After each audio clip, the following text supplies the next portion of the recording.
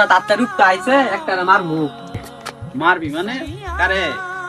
আরে সিয়াম আছে না, সিয়াম রে আমার গার্লফ্রেন্ড লে ঘুরে আমার গার্লফ্রেন্ড লে প্রেম করে। আয় তোরা আমার লগে আয়। আরে তো আইছে রে। এই দাঁড়া, তুই যে আরে মারতে যাবি এর তো কোনো দোষ নাই। এর কোনো দোষ নাই মানে আমার গার্লফ্রেন্ড লে ঘুরে আমার গার্লফ্রেন্ড লে প্রেম করে। আর তুই কোস এর কোনো দোষ নাই। তোর গার্লফ্রেন্ড লগে যদি এডি করতো তুই কি করে লইলে? বুঝছি তো যাও লাগতো না। এই শরীফ আইছে।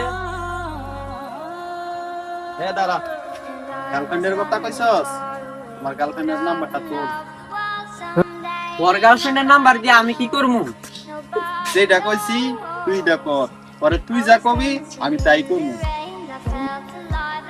নাম্বার ক। নাম্বারটা ল, 0176989। বললি হ্যালো, আসসালামু আলাইকুম। জি ওয়ালাইকুম আসসালাম। বাহ, আপনার কণ্ঠ তো খুব সুন্দর। আপনার সাথে কি 2 মিনিট কথা বলা যাবে? কিরে কল দি কাটটা দিল? দে, আবার কল দে।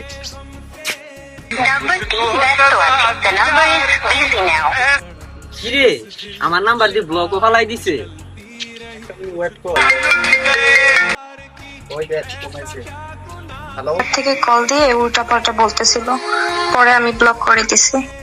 আচ্ছা তো ভালো কাজ করছো, আমি তোমার একটু পরে ফোন দিতেছি। কি বুঝলি? আর না বুঝলো আমি বুঝছি, এই শুধু তোরই ভালোবাসে। দেখেছেন ওই মেয়েটা তোর বউ না, তোর বইনও না, তোর আত্মীয় স্বজন কিছুই না। ওই মেয়েটা লেগাতেছি আমরা কে লেগে মারতে যাবি?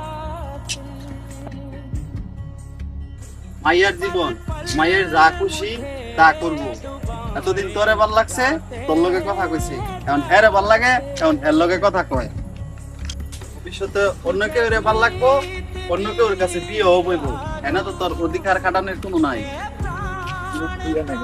কেরে হেরুলফা মোদিকে কাটাই যেতাম না। এতদিন হে আমারে ভালোবাসছে, আমি এরে ভালোবাসছি না। ভালোবাসলো তুই হের উপরে জোর করতে পারবি না, কারণ হেই তোর বিয়া করা বউ না যে তুই হের উপরে অধিকার খাটাবি।